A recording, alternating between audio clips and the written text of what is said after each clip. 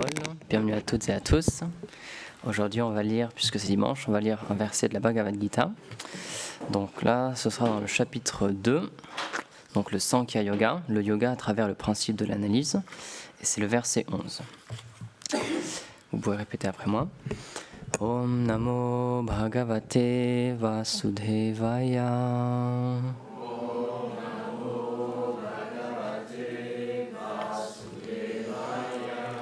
Om Namo Bhagavate Vasudevaya.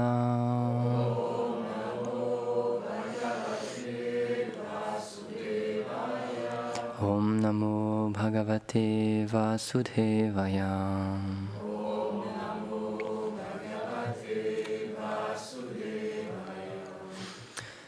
Shri Bhagavan Vacham Asocyan Anvachostvam Pragyavadamscha Bhashase Gatasum Agatasumcha Nanu Sochanti Pandita. Le Seigneur dit: bien que tu prononces des paroles de sagesse, tu te lamentes pour des choses qui n'en valent pas la peine. Ceux qui sont sages ne se lamentent ni pour les vivants ni pour les morts. Commentaire. En assumant son rôle de maître spirituel, Krishna corrige l'attitude d'Arjuna afin qu'il dépasse ses obstacles. Aussi le traite-t-il d'ignorant. Un véritable sage connaît la différence entre l'âme et le corps et ne se lamente jamais sur l'enveloppe corporelle, qu'elle soit habitée ou abandonnée par l'âme. Or, bien qu'Arjuna parle comme un savant érudit, sa lamentation est rendue manifeste parce qu'il identifie l'âme avec le corps. Om Gyanatimirandasya Gyanam Jala Shalakaya Chakshurmilitam Yena Tasmai Shri Gurave Namaha. Jaya Shri Krishna Chaitanya Prabhu Nityananda Shri Advaita Gadadhar Shivasari Gaur Bhaktavrinda. Hare Krishna Krishna Krishna Hare Hare Hare Rama Rama Rama Hare Hare. Namam Vishnupadaya Krishna Prishtaya Bhutale Srimate Bhaktivedanta Swamini Tinamine. Namaste Saraswati Devi Gauravani Pracharine Nirvishesha Shunyavadi Paschatya Deshatarine. Vanchakalpatarubhyascha Kripa Sindhubhya evacha Patitanam Pavanebhyo Vaishnavebhyo Namo Namaha.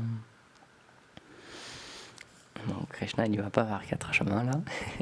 C'est intéressant parce que Srila Prabhupada, dans son commentaire, et lorsqu'il discutait de ce verset-là, il expliquait que c'est le rôle comme un père, comme un instituteur, c'est son rôle de reprendre son élève, son disciple, lorsqu'il se trompe. Et il dit non, là tu agis d'une mauvaise manière, ou ce que tu dis c'est faux, et je vais t'apprendre la bonne manière de faire. Et donc il dit le maître spirituel, il prend ce rôle aussi, il a ce droit justement de reprendre pour remettre sur le bon chemin. Et donc, juste avant ça, Arjuna il donnait plein d'arguments à Krishna en invoquant la non-violence, comment bien agir dans ce monde, etc. Et que cette guerre ne devait pas du tout avoir lieu, ou en tout cas que lui ne devait pas combattre, que lui devait partir du champ de bataille, vraiment c'est très important. Et donc Krishna, là il lui répond, parce que il prend ce rôle de maître spirituel, puisque Arjuna il a demandé de l'éclairer, et là il lui dit non tu fais fausse route. Et Srila Prabhupada il dit, parce qu'avant ils étaient amis, parce que Krishna et Arjuna c'est de très grands amis depuis très longtemps, mais en tant qu'amis parfois on se dit pas tout quand même, parce qu'on essaie que les relations se passent bien, donc si quelqu'un il fait une erreur, c'est pas forcément qu'on va le reprendre, on va lui dire bon voilà, c'est pas grave, on laisse passer quoi. Mais un professeur, c'est son devoir de dire non, là tu te trompes, attention, tu fais fausse route. Et donc c'est pour ça que Krishna, maintenant qu'il a pris ce rôle de maître spirituel, là il peut dire à Arjuna, attends, là tu racontes n'importe quoi. Et donc il lui dit, là tu parles très sagement, mais tu n'es pas un vrai sage. Parce qu'un vrai sage, il se lamente ni pour les vivants, ni pour les morts. Et c'est là qu'il lui enseigne le point principal de notre philosophie. J'écoutais un Vaishnava aux États-Unis, que Gurudev avait déjà allé visiter, et une dévote lui posait cette question. Comment, si quelqu'un nous demande, c'est quoi votre religion, votre philosophie, c'est quoi le point principal, comment on pourrait faire un petit résumé, et donc il dit le point principal de notre philosophie c'est que nous sommes l'âme spirituelle et que notre but c'est de retrouver notre relation éternelle avec Dieu. Dieu existe, Dieu c'est une personne, il y a un Dieu, et l'âme elle peut avoir une relation sur une plateforme spirituelle avec le Seigneur, pas sur une plateforme matérielle, pas avec ce corps là, mais sur une plateforme spirituelle, sur la plateforme de l'âme justement, pas de ce corps-là. Et donc, c'est pour ça qu'on est vraiment au début, mais il y a cette base qui doit être posée, et après on peut parler d'autre chose. Mais Krishna, du coup, il reprend Arjuna parce qu'il lui dit, là tu parles au niveau du corps. Tu dis, il ne faut pas tuer cette personne-là, ça c'est des personnes de ta famille, donc tu as envie de les protéger, mais d'autres personnes, c'est pas de ta famille, donc tu n'auras pas la même vision avec eux. Et donc il lui dit, non, le point principal c'est que nous sommes l'âme spirituelle. Et donc, Srila Prabhupada, il a beaucoup rabâché ce point-là, il a beaucoup parlé de ce point-là, parce que c'est extrêmement important à comprendre, et il donne cet exemple. Si jamais vous avez un très beau manteau, et que sur votre manteau, malheureusement, il y a un trou qui se fait.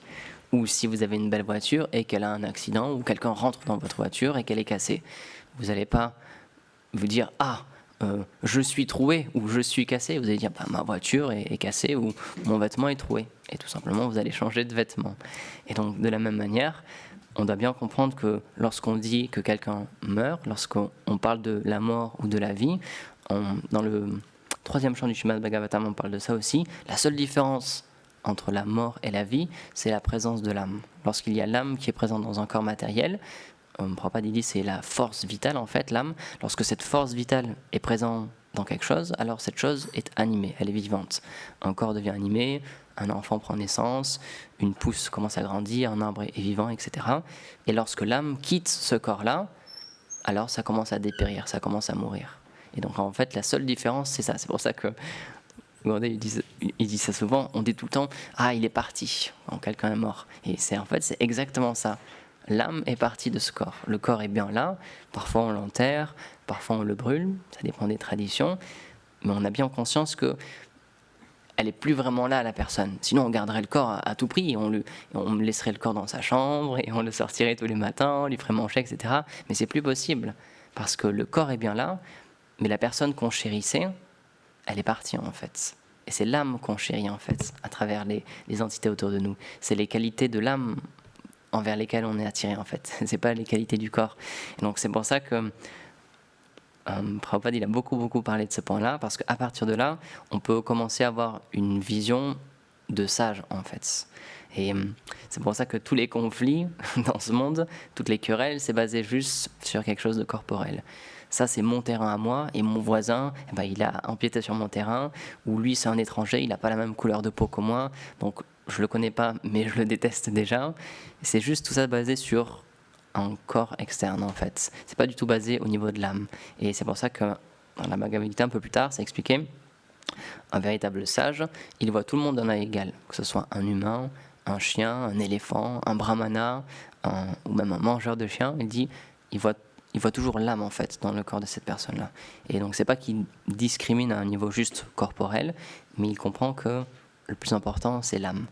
Et c'est pour ça que il y a cette notion aussi de bonheur et de malheur dont on parle beaucoup aussi dans la Bhagavad Gita, parce qu'Arjuna ici il dit je veux pas tuer ces personnes-là, ces personnes de ma famille, parce que sinon après j'obtiendrai le royaume, certes j'aurai la victoire, mais je ne pourrais pas en profiter, je serais extrêmement triste parce qu'il y aurait eu tellement de morts dans cette grande bataille-là. Donc j'obtiendrai cette position, on aura la victoire, mais moi je serai triste. Et donc c'est intéressant parce que c'est ce que tout le monde essaie de faire. Hein. Personne ne va dire bah, moi mon but dans la vie c'est d'être le plus malheureux possible.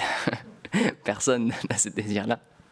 On a tous envie d'être heureux, on cherche tous le bonheur. Alors à notre manière à nous, parce que dans ce monde matériel, c'est expliqué qu'il y a 3 influences, la passion, la vertu et l'ignorance. Et selon ces 3 énergies qui nous conditionnent plus ou moins, notre mental, il est affecté plus ou moins par ces 3 énergies. Il y a un mix pour chaque personne de ces 3 énergies. Et donc on est tous attirés par des choses différentes. Et c'est des choses différentes qui nous apportent du bonheur.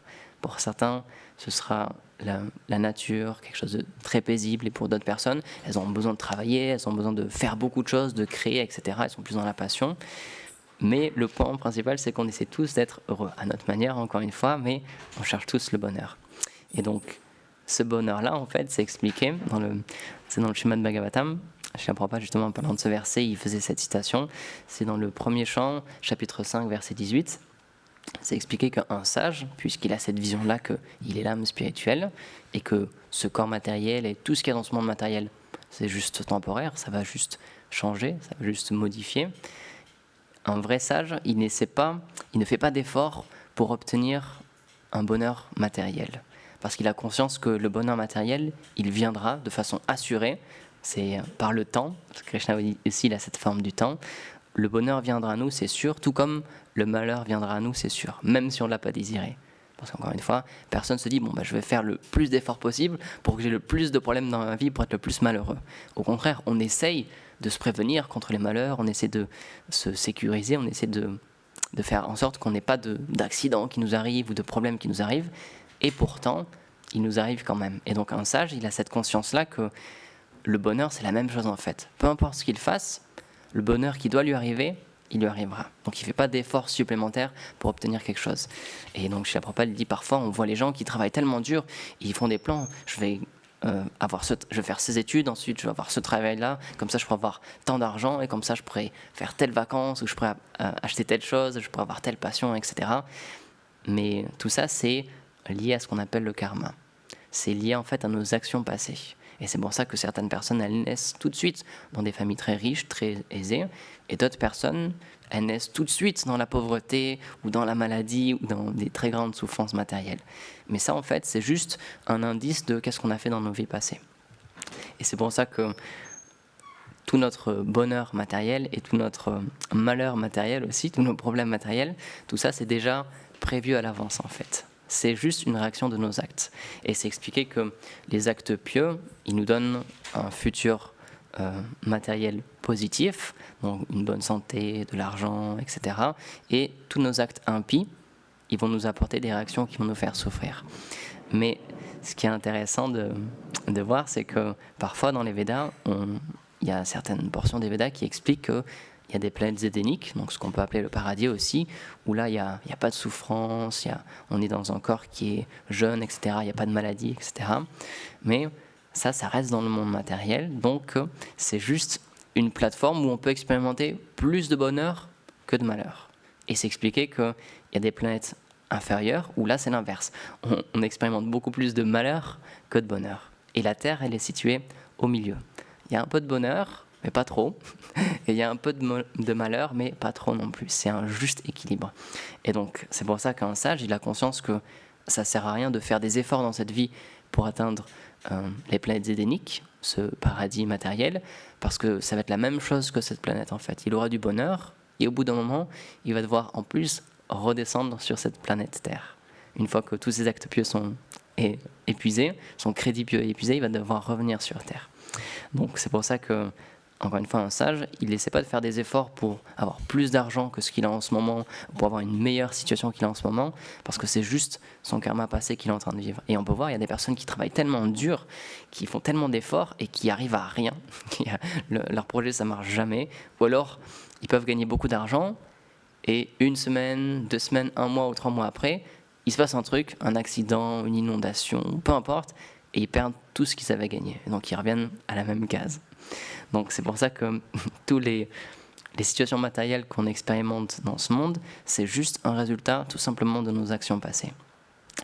Mais il y a un petit mais, c'est que lorsqu'on est un dévot, lorsqu'on est un aspirant serviteur du Seigneur, lorsqu'on commence à effectuer nos actions, non pas juste pour nous, mais pour le Seigneur, alors là, petit à petit, notre karma, il change. Et donc, c'est très intéressant, on discutait de ça il n'y a pas longtemps avec Krishna Prasad, on parlait de l'astrologie, et donc il y a toute une portion des Védas qui parle de l'astrologie aussi. C'est une science qui était très développée aussi dans les Védas, et c'est quelque chose qui existe, c'est bel et bien réel, parce qu'en fait, encore une fois, notre karma, il conditionne notre vie future. Donc, l'astrologie s'attend juste à voir quel est notre karma, qu'est-ce qu'on a fait dans nos vies passées, et donc comme ça on va comprendre qu'est-ce qui nous attend dans cette vie. Mais, le petit mais justement, c'est que pour un dévot, puisque à chaque fois qu'il effectue une action dévotionnelle, à chaque fois qu'il chante les noms du Seigneur, à chaque fois qu'il offre un service au Seigneur, son karma, petit à petit, il est brûlé, il est réduit à néant. Donc c'est pour ça que les dévots, ça ne les intéresse pas non plus l'astrologie, parce que peu importe ce qu'ils ont écrit sur les lignes de vie, ou ce qu'un astrologue a pu leur dire, tout ça, c'est effacé en fait. Parce que plus ils pratiquent, plus il chante les saints noms, plus il pratique le service de dévotion, plus son karma est effacé. Et donc à partir de... C'est expliqué quand même, un dévot, lorsqu'il atteint un stade avancé du service de dévotion, tout son karma, il a été brûlé. Et à partir de ce moment-là, tout ce qui va arriver dans sa vie, tous les malheurs même qui peuvent arriver dans sa vie, c'est le Seigneur qui met ça en place pour l'aider à se libérer encore plus de ce monde matériel. Donc c'est même plus son karma, donc on ne peut même plus le calculer avec les étoiles, etc. Parce que c'est directement le Seigneur qui fait des plans pour son dévot. Donc c'est extrêmement puissant le service de dévotion.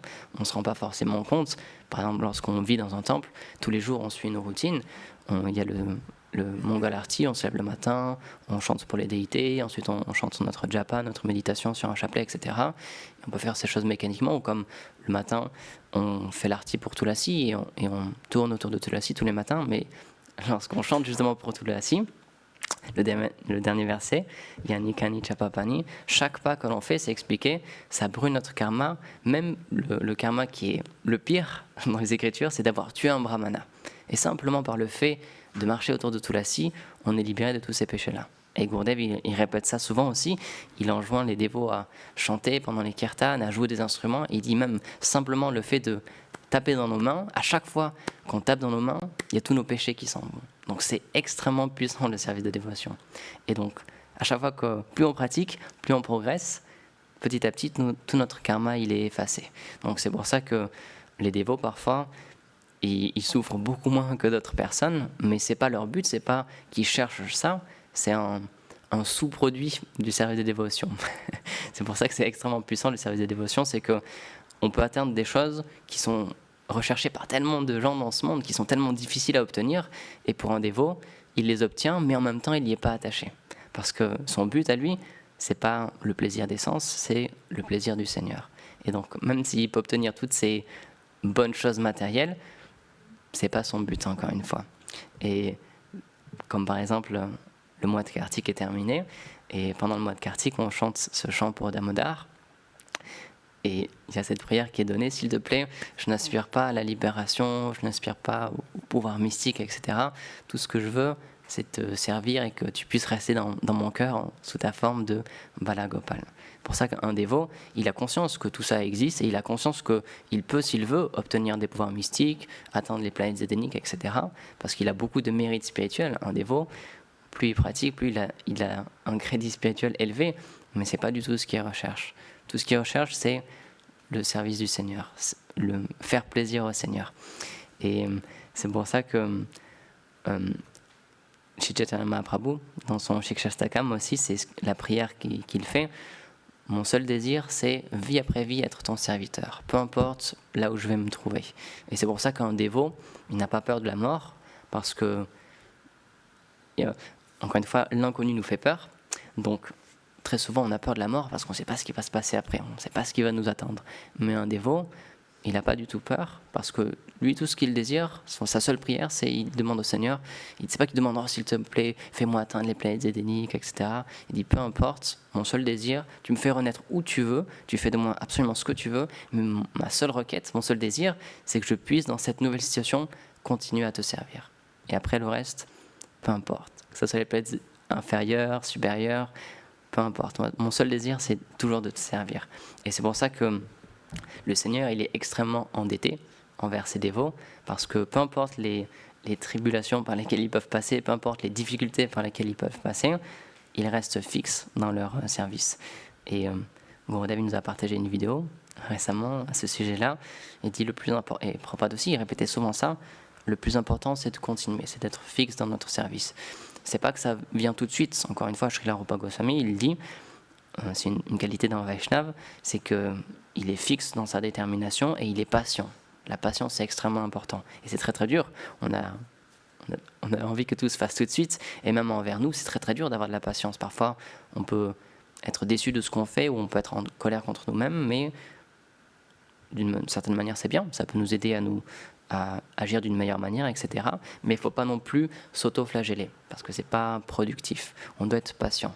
C'est une question de temps. Ce n'est pas que tout le monde a atteint la libération dans les planètes spirituelles comme ça tout de suite. C'est une question de temps. Et c'est ça que Krishna, il apprécie beaucoup, c'est quand il voit qu'on reste dédié à travers le temps.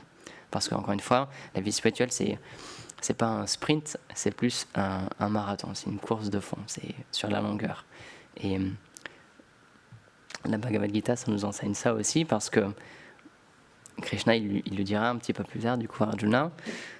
Donc on est sur ce champ de bataille, il y a toutes ces personnes-là, mais en fait, quand il va lui montrer la forme universelle aussi, qui est la mort personnifiée, il lui dit « J'ai déjà tout planifié, et toutes ces personnes-là, en fait, elles sont déjà mortes. » C'est pour ça que Krishna, on dit, il arrive sous la forme du temps aussi, qui dévore tout, et peu importe ce que nous on voit à un niveau externe, à un niveau matériel, avec notre corps, etc., au niveau de l'âme, ça n'a absolument rien à voir. C'est sur une autre plateforme complètement. Parce que parfois on est trop sur on a trop les yeux rivés sur le maintenant, sur le tout de suite, et on a un peu du mal à voir les choses d'un peu plus loin, avec un peu de recul, avec un petit peu de distance, et là on voit les choses d'une autre manière. Donc c'est pour ça que la Bhagavad Gita, c'est extrêmement puissant. Et par exemple, il y a un grand poète et philosophe américain, c'est Henry David Thoreau, qui a écrit, c'est un naturaliste aussi, il a beaucoup étudié la nature, il a beaucoup écrit sur la nature, et il a expliqué, lorsqu'il s'était retiré un moment dans une cabane, il a dit « Tous les matins, je me baigne dans la connaissance de la Bhagavad Gita ». Et il dit « Lorsque je lis la Bhagavad Gita, ensuite, pourtant c'est un grand écrivain, il dit toute notre littérature et tout notre monde mondain matériel, il paraît comme tellement petit et insignifiant. » C'est ça la puissance en fait de ces grandes écritures, c'est qu'elles nous font complètement relativiser ce monde matériel.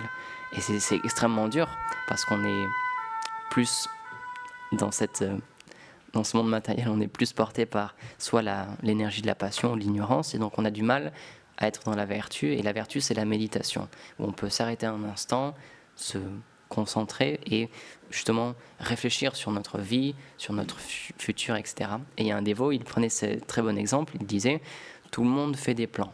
On fait tout, comme je disais tout à l'heure, on peut faire des plans, bah tiens, j'ai tel âge, donc maintenant je vais à l'école, ensuite je vais faire ces études-là, ensuite je vais avoir ce travail-là, et ensuite je vais me construire une maison ici, je vais déménager là, etc. On fait tous des plans à long terme. Et en fait, il expliquait, cette vie humaine entière, maintenant, cette vie matérielle-là, en fait, on doit s'en servir pour planifier notre vie future. Donc pas juste ce qu'on va faire dans cette vie-là, mais notre destination prochaine, justement. C'est pour ça que cette vie, c'est comme un grand entraînement. Et il y a un sannyasi, il expliquait ça, cette vie c'est un entraînement, et à la fin de cette vie, on a le test final, le dernier examen, qui est la mort. Et donc toute notre vie, c'est juste une préparation pour ce moment-là. Et c'est pour ça que les dévots, ils n'ont pas peur de la mort, parce que pour un dévot qui est réalisé, il sait que la mort, c'est juste comme une amie, en fait. Elle lui permet d'accéder à un royaume supérieur. Elle lui permet d'aller retrouver son Seigneur. Et donc c'est pour ça que, encore une fois, l'inconnu nous fait peur, et donc très souvent on peut avoir un doute par rapport à la mort, qu'est-ce qui va nous attendre après, qu'est-ce qui va se passer, etc. Mais un Vaishnava, lui, il a conscience que si le Seigneur est miséricordieux avec lui, il pourra atteindre sa demeure. Et donc là, comme c'est expliqué dans la Bhagavad Gita, celui qui atteint la demeure du Seigneur, plus jamais il revient dans ce monde. Mais en même temps, il n'y est pas attaché non plus, et il prie le Seigneur, peu importe là où je vais dans ma vie future, je demande juste à rester dans ton service. Encore une fois, fais de moi ce que tu veux, mais garde-moi dans ton service. C'est juste ça qui m'importe. Et donc c'est pour ça que cette Bhagavad Gita, encore une fois, c'est très très petit, c'est un tout petit livre, mais c'est extrêmement puissant parce que ça peut faire surmonter à quelqu'un la peur de la mort. Donc c'est extrêmement puissant. Et on sait que par exemple, Nelson Mandela, lorsqu'il était emprisonné en prison, il avait aussi accès à la Bhagavad Gita. Et il a dit que ça l'a complètement changé. Et lorsqu'il est sorti de prison, il a fait l'impensable, il a pardonné à ses bourreaux. Il a pu pardonner aux personnes qu'il avait emprisonnées toutes ces années-là. Donc c'est pour ça que la Bhagavad Gita, c'est pas juste un écrit historique, ou c'est pas juste des contes ou une fable, c'est quelque chose qui peut vraiment, réellement changer notre cœur et nous permettre de voir la vie d'une autre manière. On va toujours vivre avec ce corps-là, on aura toujours conscience que, oui, là en ce moment, je suis un homme ou une femme, je suis né à tel endroit, etc. Mais on va comprendre que ça, c'est juste mon habit. C'est juste l'habit que je revêts en ce moment. Mais il y a autre chose, et quand je dis quand je dis moi, en fait, c'est au niveau de l'âme. Et ça, c'est extrêmement puissant. Et à partir de ce moment-là, c'est plus question de vivre ou de mourir, parce qu'on a conscience que le corps peut vivre, le corps peut mourir, oui certes, mais l'âme, elle est spirituelle, elle est éternelle.